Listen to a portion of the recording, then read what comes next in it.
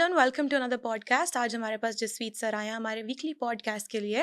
तो हमारे जितने भी फ्रीक्वेंटली आस्क क्वेश्चंस थे इन द कमेंट्स और इन द फोन कॉल्स, वो हम सब पिक एंड चूज करके आपको मोस्ट आस्क क्वेश्चंस आज आंसर करेंगे। So the first question is कि हम कैनेडियन एक्सपीरियंस के बारे में तो बहुत बात कर चुके हैं, राइट? कि हमको ये जॉब चाहिए, वो जॉब चाहिए, बट आप ये बताएं, आउट ऑफ कैनेडा हमारे पास जो एक्सपीरियंस है, for example let's say India और एनी अदर कंट्री, तो वो एक्सपीरियंस क्या काउंट होता है और can it help in our PR in the long run? Pranika बहुत बढ़िया क्वेश्चन है और बहुत सारे बच्चे इसमें कंफ्यूज थे। हम भी लोगों को पहले ये सलाह देते थे कि आप इस एक्सपीरियंस को गेन कर सकते हो, लेकिन अब पिछले वीक जो 2 वीक पहले क्लैरिटी आई है आईआरसीसी की तरफ से कि ये काउंट होगा। ठीक है? तो जिन लोगों को जो स्टडी परमिट, जितने बच्चे कनाडा आते हैं स्टडी परमिट के टाइम पे वो अपना एक्सपीरियंस डिक्लेयर करते हैं। मान लो उनका एक्सपीरियंस 10 महीने का होता है, तो वो 2 महीने का एक्सपीरियंस कनाडा बैठ के पढ़ाई के साथ-साथ और ले लें, उसी कंपनी में या किसी भी कंपनी में आउट ऑफ कनाडा टीयर 0, 1, 2, 3 का, तो उनका 1 साल का एक्सपीरियंस बन जाता है। 1 साल का back home experience, outside Canada experience, foreign work experience कहते हैं जिसको, वो अगर आपको मिलता है और आपके पास सीएलबी 9 है, तो आपको 50 पॉइंट्स मिलते हैं उसके फॉरेन एक्सपीरियंस के। इतनी कीमती चीज़ है। कनाडा में पढ़ाई करते हो 30 पॉइंट मिलते हैं। बाहर एक्सपीरियंस गेन करके आते हो 1 साल का या 2 साल का, तो 50 पॉइंट्स है सीएलबी 9 के साथ, और अगर 3 साल का एक्सपीरियंस गेन करते हो तो 62 पॉइंट्स है। तो इतनी कीमती चीज़ है ये।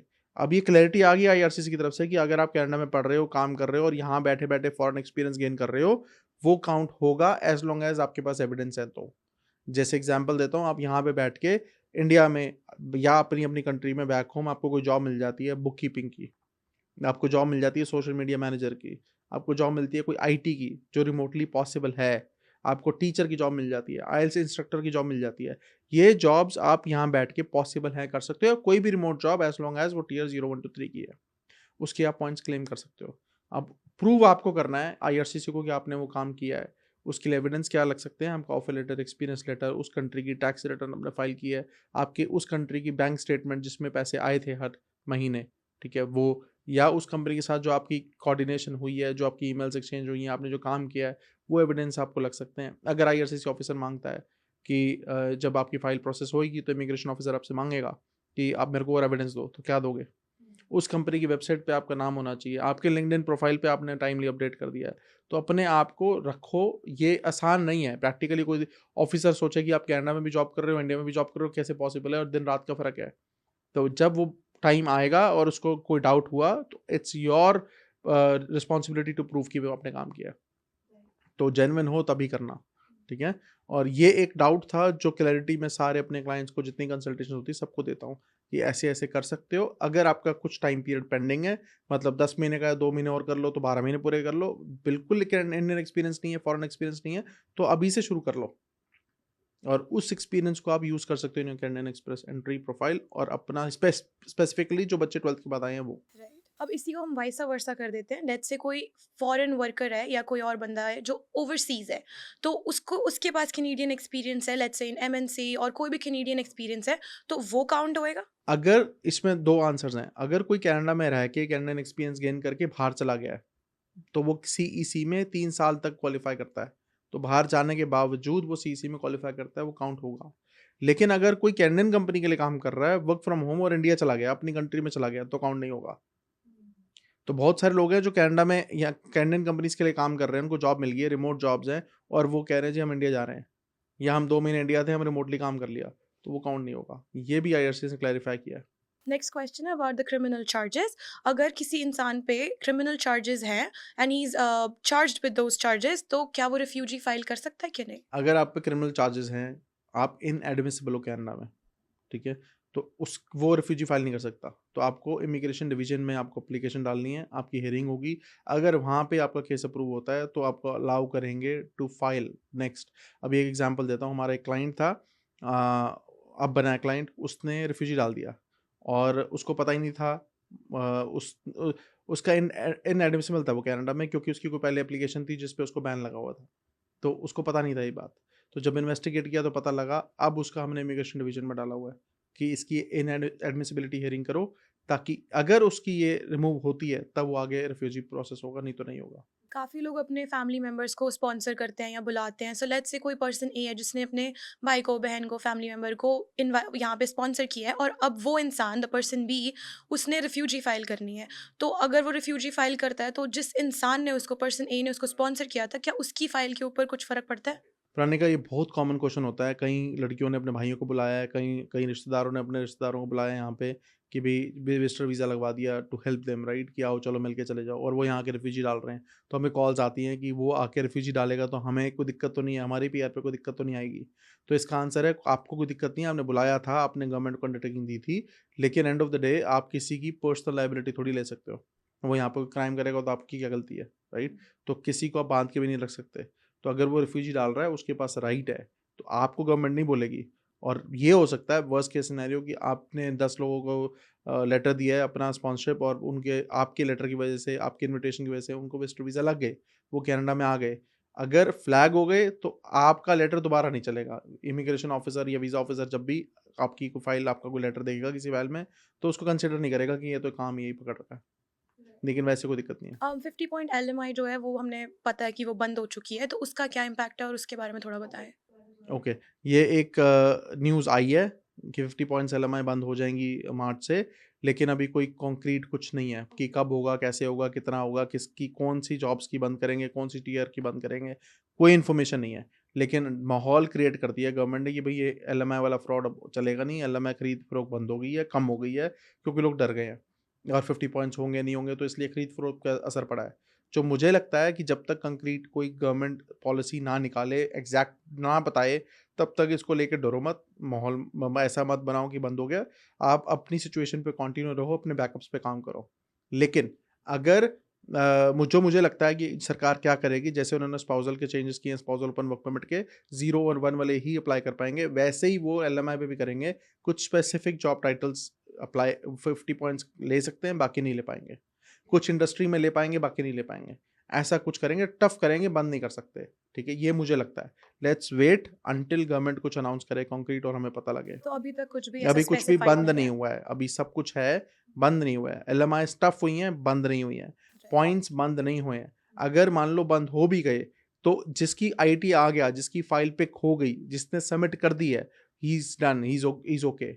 लेकिन अगर आपकी फाइल फाइल पूल में है और फिर बंद हो जाए और फाइल में आईटी नहीं आया, आपने सबमिट नहीं करी, तो आप पे प्रॉब्लम आ सकती है। लेकिन again, let's wait for the news, official news कि क्या, कैसे, कब होगा।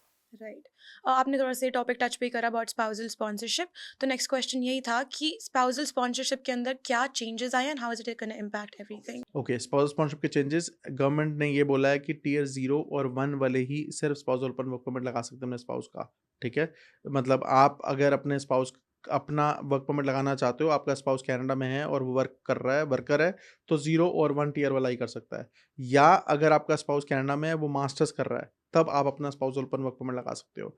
या आपका स्पाउस कनाडा में बैचलर्स कर रहा है, तब आप अपना स्पाउसल ओपन वर्क परमिट लगा सकते हो। अगर वो वर्कर है, तो टियर 0 या 1 की जॉब होनी चाहिए, या अभी जैन 21 परसों, आज 19th है, हम जब ये शूट कर रहे हैं, जैन 21 को गवर्नमेंट ने क्लियर कट बताना है कि 0 और 1 टियर के अलावा जो 2 और 3 टियर्स हैं, उसमें कौन-कौन सी इंडस्ट्रीज़, कौन-कौन से जॉब टाइटल्स आएँगे, जिनका जो अपने स्पाउस को बुला सकते हैं। अदरवाइज़ और कोई नहीं बुला सकता। सो बंद नहीं किया है, again in this program, again उन्होंने टफ कर दिया है। नेक्स्ट क्वेश्चन है, इट्स अबाउट चेंजिंग कॉलेजेस। बहुत सारे बच्चे जो थे वो पहले प्राइवेट कॉलेज ले लेते या कोई और कॉलेज ले लेते और फिर यहाँ पे आके वो चेंज कर लेते थे। तो अब कॉलेज चेंज करने के अंदर भी कुछ न्यू चेंजेस आए हैं? हाँ, ये भी हुआ है। पहले बच्चे आते थे किसी और कॉलेज में, फिर चले जाते थे किसी और कॉलेज में, तो वो सेम स्टडी परमिट पे चलता रहता था। तो अब गवर्नमेंट ने क्या किया है, ये चेंजेस लाए हैं स्टडी परमिट में, स्ट्रिक्ट कर रहे हैं। जो लूपहोल्स थे वो बंद करने की गवर्नमेंट कोशिश कर रही है। अब वो ये कह रहे हैं कि सेम कॉलेज में कोई और कोर्स पढ़ोगे, you are fine, you don't need to apply new study permit. लेकिन अगर आप कॉलेज चेंज करना चाहते हो, पहला कोर्स कोई और लिया किसी और कॉलेज में, आप किसी और कॉलेज में पढ़ना चाहते हो, you need to apply new study permit. तो गवर्नमेंट स्ट्रिक्ट कर रही है चीज़ों को, सिंपल नहीं है पहले जैसी। सो the next question is about the work hours. जैसे जो स्टूडेंट्स थे वो पहले पार्ट टाइम काम कर सकते थे, which was I think 20 hours. तो उन आवर्स के अंदर भी कुछ चेंजेस आए हैं? अब जो नए चेंजेस के हिसाब से जो इंटरनेशनल स्टूडेंट है वो 24 आवर्स पर वीक काम कर सकते हैं। ओके। तो पहले होता था कि बच्चों को बहुत प्रॉब्लम्स होती थी। अब मान लो 2 शिफ्टें मिली हैं तो 8-8 घंटे की एक शिफ्ट है, 16 घंटे काम किया। 3 शिफ्ट मिल गई वीक की तो 24 घंटे हो गया। तो बच्चों को 20 घंटे अलाउड है, तो 24 घंटे काम। अब आप एम्प्लॉयर को नहीं कह सकते जी मेरे को 3 शिफ्टें मत दो। मैं 2 पूरी और 1 आधी शिफ्ट करूँगा, ठीक है? तो ये चैलेंज था, प्रैक्टिकली चैलेंजिंग था, उसको सॉल्व किया गवर्नमेंट ने बहुत टाइम बाद, तो which is amazing, which is good, easy for everyone. Maximum बच्चे जो आते होते थे वो या आते हैं या जो आते थे वो सब डिप्लोमास यूजुअली करते थे या हुँ, फिर 3 year um, diplomas, um. Advance diplomas, कुछ बच्चे बैचलर्स भी करते थे। Do you recommend to come here and do masters as well? मैं बार-बार सबको पता है जो भी मेरे पॉडकास्ट सुनते हैं, जितने भी हमारी वीडियोज़ देखते हैं, सबको पता है मैं बार-बार कहता हूँ कि यहाँ 12th के बाद तो आओ ही मत। अगर 12th के बाद यहाँ पे इस कंट्री में मत आओ। अगर आप आ रहे हो तो अपने प्लानिंग करके आओ कि यहाँ पे सिर्फ़ पढ़ने आना है कि सेटल होना है। सेटल होना है तो कहाँ पे जाके पढ़ाई करें और कौन-सी पढ़ाई करें, उसके बाद पीआर पाथवे कैसे होंगे। और अगर बैचलर्स की हुई है तो मास्टर्स करने आओ। मैं मास्टर्स सबको रिकमेंड करता हूँ जो इंडिया से आ रहा है और बैचलर्स की हुई है वो मास्टर्स करने आओ। Rather than post graduate diplomas करो। मास्टर्स कर लो, फीस सिमिलर ही होती है। सस्ती मास्टर्स होती हैं।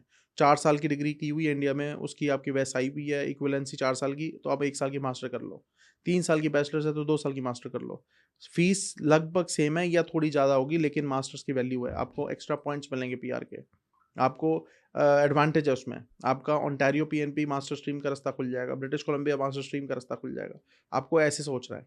और जो बच्चे कनाडा में हैं, जिन बच्चों ने अपनी बैचलर्स करके आए थे बैक होम से और यहाँ पे पॉइंट्स नहीं बन रहे, वो 2-3 साल का वर्क परमिट अपना खत्म हो गया है। अब वो मास्टर्स कर सकते हो 1 साल की, तो उसके एडिशनल पॉइंट्स मिल जाएँगे कनाडा में। पीजीडब्ल्यूपी दोबारा नहीं मिलेगा, लेकिन पॉइंट्स मिल जाएँगे। जो बच्चे अफ़ोर्ड कर सकते हैं वो rather than paying for LMI या और उल्टे-सीधे रास्ते करने के बजाय, कनाडा में रहना है तो मास्टर्स कर लो। नहीं तो वापस चले जाओ, मेरे से सलाह करके चले जाओ कि वापस जा रहे हैं कौन-सी जॉब करें ताकि पीआर आ जाए। इसलिए मास्टर्स रिकमेंड करता Right. Next question is very close to a lot of students. I think a lot of people. Social media पे आजकल बहुत सारी कुछ specific jobs हैं जो बहुत ज़्यादा promote होती हैं कि person support worker कर लो या dispatch कर लो तो आपकी PR हो जाएगी, PR हो जाएगी. There's no pathway that they tell. लेकिन बस बता देते हैं कि इसमें ज़्यादा है या इसमें ज़्यादा है. So आप थोड़ा सा बताओ कि personal support worker specifically इसके अंदर क्या PR के options रहते हैं? हूँ। ओके, आजकल हम सब सोशल मीडिया के ज़माने में हर सोशल मीडिया पे जुड़े हुए हैं, लेकिन सोशल मीडिया पे जो 30 सेकंड 20 सेकंड में इन्फॉर्मेशन है that is not explained properly, ठीक है? बस बता दिया अभी ये कर लो, उसका बेनिफिट क्या है? उसका नुकसान क्या है? उसको करेंगे तो कौन-सा पाथवे मिलेगा? पीआर कैसे होगी? तो बार-बार बच्चे यही सुन रहे हैं पीएसडब्ल्यू कर लो, पर्सनल सपोर्ट वर्कर कोर्स कर लो। वो करेंगे तो पीआर कैसे होगी? वो इम्पोर्टेंट है। तो पर्सनल सपोर्ट वर्कर को समझो, जितने लोग कर रहे हो या करना चाहते हो या इस रास्ते जाना चाहते हो या सुन-सुन के परेशान हो गए हो, भाई ये क्या चीज़ है? तो इसको समझो, पर्सनल सपोर्ट वर्कर टियर 4 की जॉब है। आपने पीएनपीज़ को टारगेट नहीं करना है, आपने एक्सप्रेस एंट्री को टारगेट करना है, फेडरल पीआर को टारगेट करना है। PNP should be your backup, PNP should be कि फेडरल में पीआर नहीं हुई तो यहाँ हो जाए, ठीक है? ये जो आपका प्राइमरी पाथ है वो फेडरल है और बैकअप सारे पीएनपीज़ आपके सारे बैकअप होने चाहिए, कोई और भी पाथवे है वो सब बैकअप होने चाहिए कि लेकिन उस पे भी काम करो, पता तो हो क्या करना है। पर्सनल सपोर्ट वर्कर की जो जॉब है वो टियर 4 की जॉब है।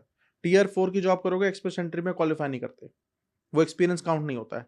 अगर टियर 4 की जॉब करोगे और ओंटारियो पीएनपी को टारगेट कर रहे हो तो एम्प्लॉयर का सपोर्ट चाहिए।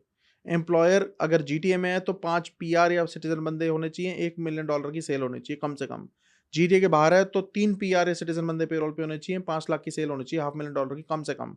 उसके बाद उसका येस चाहिए कि वो आपको ओंटारियो पीएनपी के लिए ये सपोर्ट करना चाहता है कि नहीं। वो येस करेगा तो उसने एक फॉर्म भर के देना है। तब आप एक्सप्रेशन ऑफ इंटरेस्ट लगाओगे और फिर पीएनपी होएगी, फिर पीआर होएगी। ये एक जर्नी है, एक रास्ता है करने का। उसके लिए ये नहीं कि सिर्फ पीएसडब्ल्यू का कोर्स किया 6 महीने का, प्राइवेट कॉलेज वालों ने तो अपना कोर्स बेचना है या कॉलेज पब्लिक कॉलेज ने तो अपना कोर्स बेचना है। वो तो बोलेंगे, वो तो एडवर्टाइज़मेंट करेंगे कि भई आ जाओ पढ़ लो, जॉब मिल जाएगी। सही है, पढ़ोगे जॉब मिल जाएगी। जॉब लेने के बाद पीआर कैसे होगी?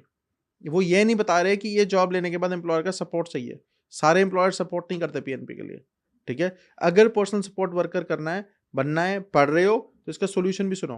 Personal support worker nursing home करना है, तो पर्सनल सपोर्ट वर्कर कोर्स करके नर्सिंग होम में जॉब करनी है, तो वो टियर 3 की जॉब आती है। 33102 ये नॉक कोड है। अगर ये जॉब मिल रही है आपको नर्स एड, नर्स असिस्टेंट या personal support worker nursing home, तब करना है।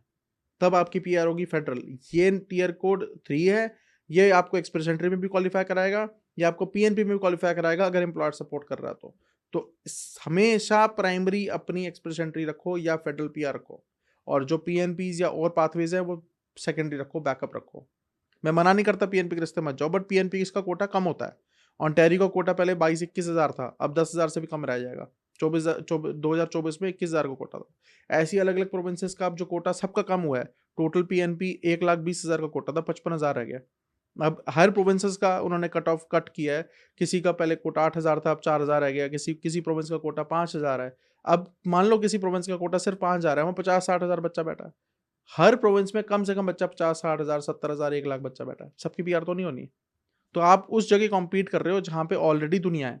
आप एक्सप्रेस एंट्री में कॉम्पीट करो, क्योंकि वहाँ पे जो नंबर ऑफ पोजीशंस है, जो नंबर ऑफ कैंडिडेट्स लेने हैं, वो बहुत ज़्यादा है। वहाँ पे आपको कंपटीशन, आपका आने के चांस ज़्यादा है as compare to PNP. PNP can be your backup. तो ये मैंने आपको क्लैरिटी दी पर्सनल सपोर्ट वर्कर का जो कोर्सेज कर रहे हैं। सेम आंसर डिस्पैचर का भी है। डिस्पैचर की जॉब टीयर 4 की आती है। डिस्पैचर का कोर्स कर लो। एज लॉन्ग एज एम्प्लॉयर आपको एलएमआई दे रहा है, तब भी एलएमआई दे देगा, तब भी उस एलएमआई का फायदा नहीं, क्योंकि टीयर 4 की जॉब है। तो आपने अगर करना है तो आपने पीएनपी करना, वो पीएनपी का रास्ता है। तो अगर एम्प्लॉयर आपको पीएनपी दे रहा है, एम्प्लॉयर आपको ओंटारियो पीएनपी में सपोर्ट कर रहा है, तब डिस्पैचर का फायदा है। Otherwise dispatcher is tier 4 job. तो जब भी कोई डिस्पैचर, पर्सनल सपोर्ट वर्कर के रास्ते जाओ, तो ये देख लो कि आपकी प्राइमरी जो पाथवे है उस पे आप हो रहे हो। बहुत सारे बच्चे जिनके एम्प्लॉयर्स उनको सपोर्ट कर रहे हैं, और उन्होंने एक्सप्रेशन में इंटरेस्ट डाल भी दिया 1-1 साल से, लेकिन नंबर नहीं आ रहा, फाइल पिक नहीं हो रही, और उनसे अब 1 साल भी खराब हो गया, फाइल भी पिक नहीं हो रही पीएनपीस की, और एक्सप्रेस एंट्री का भी एक्सपीरियंस पूरा नहीं हुआ, क्योंकि 0123 की जॉब ही नहीं है। राइट। अब ओंटारियो पीएनपी में मोटी मोटी चीज बता देता हूँ। पॉइंट सिस्टम फिर से है, आपकी एज के पॉइंट नहीं है उसमें, लेकिन आपकी एक्सपीरियंस के पॉइंट है। अगर एक्सपीरियंस है तो आपकी सैलरी कितनी थी, $20 है कम से कम, तो आपको कुछ पॉइंट मिलेंगे। आपको अगर 40,000 लास्ट ईयर की आपकी इनकम है, उसके पॉइंट मिलेंगे। आपका एम्प्लॉयर कहाँ पे है, उसके पॉइंट मिलेंगे। हर चीज़ के पॉइंट है। तो ये नहीं कि एम्प्लॉयर सपोर्ट कर देगा, हम पूल में फाइल डाल के बैठ जाएं। अपने बैकअप पे तो काम करो। तो ये दोनों जो पर्सनल सपोर्ट वर्कर और डिस्पैचर के रास्ते लोग लगे हुए हैं ना, ये थोड़ा सोच समझ के करो। नहीं समझ आ रहा तो अपॉइंटमेंट बुक करके मिल लो, मैं समझा दूंगा। आई थिंक आपने बहुत सारे लोगों का जो लोग बच्चे मिसगाइड हो जाते हैं या जिनके पास टाइम नहीं होता, तो उन लोग का डाउट क्लियर करा है, उनका टाइम सेव करा है और उनका काफ़ी एफर्ट भी सेव करा है, because this was one of the biggest doubts that I think a lot of students had. अब आप थोड़ा सा मेरे को category based draw, specifically health care और ट्रेड के बारे में तो कुछ बताएं। कैटेगरी बेस्ड ड्रॉज गवर्नमेंट ने 6 निकाले थे, जिसमें फ्रैंकोफोन भी था, हेल्थ केयर भी है, ट्रेड भी है, ट्रांसपोर्ट और एग्रीकल्चर भी है, और स्टेम भी था। तो अभी जो टिप नोट्स के हिसाब से जो निकाले थे, गवर्नमेंट से पूछा था किसी लॉयर ने कि स्टेम का क्या गवर्नमेंट क्या कह रही है। तो स्टेम गवर्नमेंट ने बोला कि they planning is there policies right now unofficial, मतलब उन्होंने कोई गवर्नमेंट ने न्यूज़ नहीं निकाली सबके लिए, लेकिन उन्होंने बैक एंड पे जब किसी ने पूछा तो उन्होंने बताया कि स्टेम के लिए they are not planning to put draws out for STEM. तो उनका फोकस राइट नाउ सिर्फ ट्रेड और हेल्थ केयर ही है। तो इसी पे अगर सारी दुनिया फोकस कर ले, जिनको कैंडिडेट पीआर चाहिए, तो वो हेल्थ केयर और ट्रेड पे फोकस कर ले। ट्रेड का जो लास्ट ड्रॉ गया था वो 433 गया था। ट्रेड में मैं जॉब टाइटल्स बता देता हूँ। जो ट्रेड में ओंटारियो स्किल ट्रेड में भी क्वालिफाई करते हैं, और नॉर्मल भी एक्सप्रेस एंट्री के ट्रेड में क्वालिफाई करते हैं। जितने 12th के बाद बच्चे आए हैं, वो कनाडा में CLB 9 लाए पहले आइल्स में, जनरल में, और उसके बाद वो कनाडा में टीयर 0123 की 2 साल जॉब कर लें, तो उनका स्कोर बनता है 450। उस 2 साल में अगर वो 6 महीने ट्रेड की नौकरी कर लें, तो वो ट्रेड में क्वालिफाई कर जाते हैं एक्सप्रेस एंट्री के ट्रेड में, कैटेगरी बेस्ड ड्रॉ। तो 433 का लास्ट ड्रॉ था। तो अगर इतना ही रहता है, 450 के आसपास रहता है, तो उसकी पीआर हो जाएगी। जो जो क्वालिफाई करेंगे उसमें कारपेंटर आता है, कंस्ट्रक्शन सुपरवाइजर आता है, वेल्डर आता है, जो जिसमें लाइसेंस नहीं चाहिए, रेजिडेंशियल कमर्शियल इंस्टॉलर आता है, मतलब साइन बोर्ड इंस्टॉल करना, टीवी फ्रिज इंस्टॉल करना, कैबिनेट इंस्टॉल करना, ये टियर कोड आता है, ये जॉब टाइटल्स भी आती है। तो ऐसी बहुत सारी जॉब्स हैं। अगर आप करते हो, 6 महीने का एक्सपीरियंस लो मिनिमम 2 साल में, पिछले 3 साल में 6 महीने का चाहिए। तो अगर जो 12th के बाद वाले बच्चे हैं वो 2 साल का एक्सपीरियंस गेन करें 0123 का, उसके अंदर कम से कम 6 महीने ये वाला हो ट्रेड का, दिल क्वालिफाई। ऐसे ही हेल्थ केयर का भी है। हेल्थ केयर के अंदर वो फोकस कर सकते हैं। जितनी भी हेल्थ केयर की कैटेगरी बेस्ड ड्रॉ में है टाइटल्स, सब में लाइसेंस चाहिए। मैं 3 बता दूं, इसमें लाइसेंस की रिक्वायरमेंट नहीं है। अगर है तो बेनिफिट होगा, रिक्वायरमेंट नहीं है। 33102, 33103 और 33109। 33109 सबसे आसान है। बहुत लंबी लिस्ट है जॉब टाइटल्स की। उसके अंदर आता है क्लिनिक असिस्टेंट, या सबसे इजी जो मुझे लगता है वो आता है फिजियोथेरेपी क्लिनिक असिस्टेंट। आप किसी फिजियोथेरेपी से स्मॉल बिजनेस, आप उसके बिजनेस में जाओ, उसको बोलो मेरे को सोशल मीडिया मैनेज करना आता है, मैं ये कर सकती हूँ, मैं ये कर सकता हूँ, मैं ऑफिस एडमिन का काम कर सकता हूँ, बुक कीपिंग कर सकता हूँ, मैं फिजियोथेरेपी असिस्टेंट काम कर लूँगा, सिखा दो। वो आपको हायर करेगा क्योंकि उसको एक ही जॉब, एक ही बंदे में 3-4 उसको ड्यूटीज़ मिल रही है जो वो कर सकता है, वो स्किल्स मिल रही हैं। तो ऐसे अपने आप को जाके प्रेज़ेंट करो कि this is what I can do for you. ऐसे हेल्थ केयर में क्वालीफाई करोगे, हेल्थ केयर का लास्ट ड्रॉ क्या था 463, उससे पहले क्या था 445। तो अगर 450 460 के आसपास आपका नंबर बने हुए हैं, 470 बने हुए हैं, you don't have to wait for general draws कि सीईसी का ड्रॉ आएगा तुम्हारी फाइल पिक होएगी। आपका 480 470 पे स्कोर है, अटके हुए हो, 6 महीने हेल्थ केयर की जॉब कर लो। कनाडा में नहीं हो रही जॉब, कनाडा में एक्सपीरियंस वर्क परमिट खत्म हो गया, इंडिया जाके कर लो 6 महीने एक्सपीरियंस, फिर फाइल पिक हो जाएगी। तो कैटेगरी बेस को फोकस करके ट्रेड और हेल्थ केयर, लड़के कर सकते हैं ट्रेड में और लड़कियां कर सकती हैं हेल्थ केयर में। ये मैं एडवाइस कर रहा हूँ, मतलब जिसका जो मन करे कर सकता है, लेकिन फोकस करोगे तो हेल्थ केयर में लड़कियों को प्रेफरेंस मिल जाती है और ट्रेड में लड़कों को मिल जाती है। From what I understand from all of this is कि बहुत सारे ऑप्शंस हैं बट लोगों को पता ही नहीं है, उनको करेक्ट गाइडेंस ही नहीं मिली है। So the next question is also related to this only कि ओनर ऑपरेटर एलएमआई काफ़ी लोग लेते हैं, जैसे आपने बोला ट्रेड में काफ़ी लड़के जाते हैं, तो काफ़ी लोग होते हैं जो ओनर ऑपरेटर की तरफ जाते हैं, तो उसके बारे में कुछ बताएं। ओके, ओनर ऑपरेटर एलएमआई होती है जो बिजनेस ओनर्स लेते हैं, जिनके पास बिजनेस का एक्सपीरियंस है या मैनेजमेंट का एक्सपीरियंस है। पहले होता था ओनर ऑपरेटर्स में आपको बिजनेस स्टार्ट कर सकते हो तो उसको दिखा के आप एलएमआई, आप अपनी एलएमआई अप्लाई कर देते, अपने बिजनेस से ही अपने आप को एलएमआई देते थे। तो अब नहीं होता, अब आपको कोई ना कोई बिजनेस खरीदना पड़ता है जिस बिजनेस में आपका 51% शेयर हो कम से कम, तो आप अपने आप को ही ओनर ऑपरेटर एलएमआई देते हो। ये बहुत बढ़िया चीज़ है और इसमें पॉइंट्स भी मिलते हैं, जैसे नॉर्मल एलएमआई 50 पॉइंट मिलते हैं, 200 पॉइंट मिलते हैं, इसमें भी 50 पॉइंट 200 पॉइंट मिलते हैं। अब डिपेंडिंग ऑन द पोजीशन क्या है। तो आपको कोई बिज़नेस बाय करना है, उसमें 51% शेयर होगा, उसके बाद आपको एलएमआई अप्रूव होएगी, मतलब अपने लिए एलएमआई अप्लाई करोगे, एलएमआई अप्रूव होगी, आपको क्लोज़्ड वर्क परमिट मिलेगा। आप अपने बिज़नेस के लिए क्लोज़्ड वर्क परमिट पे काम करोगे, किसी और के लिए नहीं करना पड़ेगा और फिर आपके अपने स्पाउस को भी ओपन वर्क परमिट करा सकते हो। आपके बच्चे यहाँ पढ़ सकते हैं लोकल फीस पे। स्कूल में फ्री में पढ़ सकते हैं, यूनिवर्सिटीज़ और कॉलेज में लोकल फीस पे जा सकते हैं। तो ये बेनिफिट है ओनर ऑपरेटर एलएमआई का, जितने बिजनेस ओनर्स हैं वो ये सस्ते जा सकते हैं, लेकिन अगेन सबके लिए नहीं है, डिस्कस करके कंसल्ट करके ये रास्ते जा सकते हैं। ये बहुत ही next question is very common. जो बच्चे जिस फील्ड में स्टडी कर रहे हैं, क्या उनका वर्क एक्सपीरियंस भी उस फील्ड में होना मैंडेटरी है? ये भी बहुत कॉमन क्वेश्चन आता है। नहीं, आपने पढ़ाई कुछ भी की है, यहाँ काम कुछ भी करो। मान लो आपने पढ़ाई बिजनेस एडमिनिस्ट्रेशन की है, जो मेजॉरिटी बच्चे करते हैं, और आप काम कर रहे हो पेंटर का। एज लॉन्ग एज वो जॉब आपकी 01 to 3 में है, वो आप चलेगी। If you are focusing Express Entry, ठीक है, चाहे वो अलग किसी भी फील्ड की है। आपने पढ़ाई एचआर की है, आप कर रहे हो काम फूड सर्विस सुपरवाइजर काम कर रहे हो, या रेस्टोरेंट में काम कर रहे हो, या कुक बन गए हो, या सिक्योरिटी गार्ड बन गए हो, या सिक्योरिटी सुपरवाइजर बन गए हो, सब चलेगा। सिक्योरिटी सुपरवाइजर काउंट होता है 01 to 3 में, सिक्योरिटी गार्ड काउंट नहीं होता। तो कोई भी जॉब 01 to 3 की है और आपने पढ़ाई कोई भी की है, चलेगा, एज लॉन्ग एज वो आप 1560 घंटे 1 साल में पूरे कर रहे हो। और अगर आपने 2 जॉब्स की हैं 6-6 महीने, तब भी चलेगा। आपने अगर 2 महीने काम किया, 2 महीने घर बैठे हो, फिर 2 महीने काम किया, वो भी चलेगा। तो कॉन्टिन्यूस जॉब भी नहीं चाहिए आपको, ब्रेक भी चल सकता है, एज लॉन्ग एज आप टोटल आवर्स अपने बता रहे हो वो 1560 घंटे बनते हैं। अगर वो पार्ट टाइम है तो मतलब 12 महीने पूरे कर रहे थे आपने, 15 महीने पूरे किए, तब भी चलेगा। जॉब कोई और है तब भी चलेगा, 4 जॉबें की हैं अलग अलग इंडस्ट्री में, तब भी चलेगा। As long as 30 hours per week है फुल टाइम के लिए, अगर कम है तो पार्ट टाइम काउंट होगा, बट आवर्स बनने चाहिए। और टीयर 01 to 3 की जॉब होनी चाहिए। और टीयर कोड कैसे चेक करना है, सिर्फ आपने गूगल करना है। जैसे आप मान लो कुक की जॉब मिल रही है, तो कुक लिखो, आगे लिखो टीयर कोड, गूगल करो, गवर्नमेंट का पहला या दूसरा पेज आएगा, उस पर क्लिक करो, आपको पता लगेगा इसका टीयर कोड क्या है, इसका नॉक कोड क्या है। नॉक कोड होता है, हर जॉब का एक नॉक कोड दिया होता है, जॉब टाइटल का नॉक कोड। उस नॉक कोड का सेकंड डिजिट आपका टीयर कोड होता है, ठीक है। तो आपने जब गूगल करोगे, उस पर गवर्नमेंट की वेबसाइट पे जाओगे, आपको नॉक कोड मिलेगा। मान लो नॉक कोड है 63200, तो 63200 3 या टीयर कोड, तो 63200 वाली जॉब का 3 टीयर कोड है। काफ़ी जब बच्चे अपनी एक्सप्रेस एंट्री की फ़ाइल लगा देते हैं, तो उनकी कभी-कभी एरर्स आ जाते हैं, लाइक कोई बर्थ डेट गलत हो गया, किसी भी तरह का एरर आ गया और आपकी आईटीए आ गई है, तो क्या हम उसके अंदर चेंजेस कर सकते हैं? Is it gonna impact your PR? ये भी बहुत कॉमन क्वेश्चन है। बच्चों से कोई ना कोई गलती हो जाती है, स्पेसिफिकली जो ये गलतियाँ होती है वो होती है जॉब टाइटल को लेके, नॉक कोड को लेके, या डेट्स को लेके। कोई भी गलती हो गई है और आपको आईटी आ गया है, या आपने अपने स्पाउस को पहले ऐड नहीं किया था, अब ऐड करना चाहते हो, कुछ भी चेंजेस करने हैं आईटी के बाद पॉसिबल है।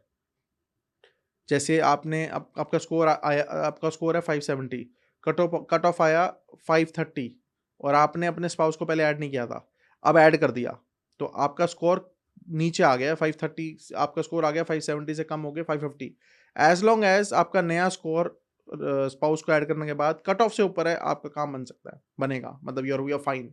आपने पहले नॉक कोड कुछ और लिखा था, अब आपको एक्चुअल में अपनी गलती रियलाइज होगी, अब नॉक कोड चेंज करना है। आपने जॉब टाइटल कुछ और किया था, अब चेंज करना है। कोई भी ऐसी चीज़ आपको फिक्स करनी है जो गलती से हुई थी, देयर वाज ए एरर, तो उसको फिक्स कर दो, एक्सप्लेनेशन लगा देंगे क्यों हुआ।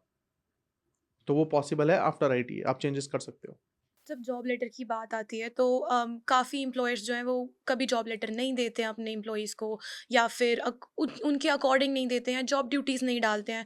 सो लेट्स से कोई बच्चा जिसने अपनी फाइल लगानी है and he is legitimate worked for a year और व्हाट्सएवर टाइम, और उसको अब जॉब लेटर उसके अकॉर्डिंग नहीं मिल रहा है या आईआरसीसी के रिक्वायरमेंट्स के अकॉर्डिंग नहीं मिल रहा है, तो उस केस में बच्चा क्या करे? वैसे एक्सपीरियंस पूरा करने के लिए आपको offer letter, experience letter, pay stubs, T4 चाहिए होता है कनाडा में। अगर आपका कोई एम्प्लॉयर आपको नहीं दे रहा है, या वो कंपनी बंद हो गई, एम्प्लॉयर फ़ोन नहीं उठा रहा है, या आपको जैसा आईआरसीसी के हिसाब से चाहिए, जैसे आपको जॉब ड्यूटीज़ चाहिए वो नहीं दे रहा है, या लड़ाई होगी दे ही नहीं रहा है, फ़ोन ही नहीं उठा रहा, तो कोई प्रॉब्लम नहीं है। आप बाकी जितने एविडेंस थे, आपने वहाँ काम किया, वो सारे लगाओ, और अपना एक एफिडेविट तो अंडरटेकिंग दो कि मैंने वहाँ पे इस जॉब पे काम किया है, इस पोज़ीशन पे काम किया है, इतने घंटे काम किया है, और ये मेरे पे स्टब्स हैं, मैं बाकी सारे एविडेंस लगा रहा हूँ, और ये मेरी ड्यूटीज़ थी। आप ये दे सकते हो डिक्लेरेशन। राइट। हम काफ़ी ज़्यादा सुनते रहते हैं कि फ्रेंच पढ़ लो, उसमें हेल्प हो जाएगी। How is French actually gonna help you in your okay, PR? French सुन वैसे तो हर एक के लिए ज़रूरी नहीं है, लेकिन जो बच्चे 12th के बाद आए थे, उनका ये बहुत अच्छा बैकअप है। अगर उनका सीधे रास्ते काम नहीं बन रहा है और उनके पास ऑप्शन नहीं है, तो वो फ्रेंच के रास्ते जा सकते हैं। नई लैंग्वेज है, या तो मजबूरी में करोगे या शौक से करोगे। अगर आप सीखना शुरू करोगे, एक नॉर्मल बंदे को 6 महीने कम से कम चाहिए, 5 से 6 महीने, अगर वो एवरीडे 2-3 घंटे दे तो। तब आप ये लैंग्वेज सीख सकते हो। सीएलबी 5 अचीव करोगे तो वर्क परमिट लगेगा, और सीएलबी 7 अचीव करोगे तो आप अपनी पीआर डाल सकते हो। सीएलबी 5 में स्पीकिंग और लिसनिंग में आपको लाने हैं नंबर, और सीएलबी 5 जैसे ही आता है, आप फ्रैंकोफोन का मोबिलिटी प्रोग्राम में वर्क परमिट डाल सकते हो। नो एलएमआई रिक्वायर्ड, अगर आपका एम्प्लॉयर आपको सपोर्ट कर रहा है तो। आपको एक जॉब ऑफर चाहिए एम्प्लॉयर से, दैट्स इट। और एक सरकारी थोड़ी-सी फीस है, वो भरो और अपना वर्क परमिट ले लो। 3-3 साल का वर्क परमिट मिलता है, स्पाउस को ओपन वर्क परमिट मिलता है। ठीक है? तो बहुत अच्छा प्रोग्राम है, फ्रेंच अगर आती हो, सीएलबी 5 अचीव कर लो तो। और जो लोग बाहर से कनाडा आना चाहते हैं, उनको पैसे नहीं है, या उनको रास्ते नहीं पता, या किसी और प्रोग्राम में क्वालीफाई नहीं करते, कोई भी चैलेंज आ रहा है उनको, तो फ्रेंच के रास्ते वो भी जा सकते हैं। और जो बच्चे कनाडा में फँसे हुए हैं, जिनके पास पीआर के रास्ते नहीं है, जॉब्स नहीं है, या आइल्स में नंबर नहीं आ रहे, पॉइंट्स नहीं बन रहे, वो भी फ्रेंच के रास्ते जा सकते हैं। काफ़ी ज़्यादा हम सुनते रहते हैं अब, स्पेशली अब काफ़ी केसेस आ रहे हैं post graduation work permit frauds के बारे में। तो इसके ऊपर आप थोड़ा रिफ्लेक्ट करें कि क्या है? ओके, बहुत सारे लोगों ने ना पिछले 2-3 साल में मतलब पढ़ाइयाँ करने आ गए थे, और उनसे पढ़ाई हुई नहीं। स्पेसिफिकली जो यंग बच्चे आए और पढ़ाइयाँ हुई नहीं, या एक दूसरे को देख के, यार मैंने नहीं पढ़ना, तू भी नहीं पढ़ रहा, चल, उसको देख के वो भी नहीं पढ़ रहा था, उसने कर लिया। तो वो जाके घोस्ट एजेंट्स, जो अनलाइसेंस्ड लोग बैठे हैं यहाँ पे, लाइसेंस है नहीं, और वो ये उल्टे-पुल्टे काम करते हैं, और वो अट्रैक्ट करते हैं। जैसे आपके पास वो नहीं आएँगे, आप खुद जाते हो शॉर्टकट ढूँढने, जी हमने पढ़ना नहीं है, हमें कोई रास्ता बता दो। हमने पढ़ना नहीं है, हमें रेफ़्यूजी डाल दो। हमने पढ़ना नहीं है, हमारा ये करा दो। या मेरी गर्लफ्रेंड मेरे को पक्का करा देगी, मेरा वर्क परमिट करा दो, एलएमआई करा दो। कुछ ना कुछ आप माँगने जाते हो, आप शॉर्टकट ढूँढने जाते हो। तो फिर उन लोगों को मौका मिलता है आपके साथ स्कैम करने का। कई बार आपको पता होता है, आप जान के कराते हो। कई बार आपको पता ही नहीं होता आपके साथ क्या कर रहे हैं। मेरे पास ऐसे केसेस फ्रीक्वेंटली आते हैं, मैं 2 एग्ज़ाम्पल दूँगा। एक बच्चे को तो पता था, वो गया खुद कि भई मेरे को पढ़ना नहीं है, उसने एडवर्टाइज़ ऐसे किया था, जो भी बंदे के पास गया था, कि मैं पीजीडब्ल्यूपी आपका करवा के दूँगा विदाउट पढ़ाई। तो वो क्या कर रहा था, वो इसकी जो भी हमें ट्रांसक्रिप्ट चाहिए होती है, और कॉलेज की कंप्लीशन लेटर चाहिए होता है, वो फेक बना के सबमिट करके बच्चे के नाम से, और पीजीडब्ल्यूपी निकलवा के देता था। 15-16 हज़ार लिए, 5-6 हज़ार पहले, 10 हज़ार बाद में। जिसका आ गया, जिसका नहीं आया, नहीं आया। ये धंधा बना रखा था, और बच्चे खुद करवा रहे थे जा जाके, कि हमने पढ़ाई नहीं की, हमारा मिस हो गया, हमें पीजीडब्ल्यूपी दिला दो, 3 साल का वर्क परमिट मिल जाएगा, हम पैसे कमा के चले जाएँगे, या हम लड़की ढूँढ लेंगे या लड़का ढूँढ लेंगे। ये बना हुआ था स्कैम। लोगों ने जो ये उल्टे काम कर रहे हैं, जिन्होंने ऐसे अपना प्रोफ़ेशन बनाया हुआ है, वो सब कर रहे थे, और लोगों के बैन भी लगे हैं। एक बच्चा गया था, जो दूसरा मेरे को इंसिडेंट, मैं आपको एग्ज़ाम्पल दे रहा हूँ, वो गया था एलएमआई लेने, कि मेरे पास जी एलएमआई, उसने कहा इतने पैसे लगेंगे, तो इसके पास उतने पैसे नहीं थे, ये कह रहा है कि मेरे पास कम है। बोलते कोई बात नहीं, बाद में दे दियो, मैं तेरा वर्क परमिट करा के दूँगा।